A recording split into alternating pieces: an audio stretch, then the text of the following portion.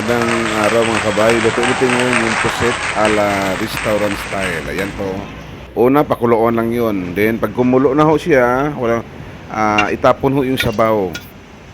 Yan, tapon lahat sa strainer. Yan mga ricado, luya, bawang, sibuyas, sili, may kamatis, may siling makupa. Ayan. So, mag-isa lang po tayo, mag-isa. Isa ho tayo mga ricado. Unahin yung luya, bawang sibuyas, din panghuli yung tamatis, din siling haba. Yan. Isa lang yan. Pati siling makupa. Ilagay lang lahat yan. Then pag magisa na po siya, ilagay na ho yung pusit na wala nang sabaw. Yan, tapos lagyan ng tuyo. Lagyan niyo ng tuyo yan. Then lagyan ng ketchup po, ketchup. Ang pampaano niyan, palasa o ketchup. Then yung kalamansi, lagyan ng kalamansi juice.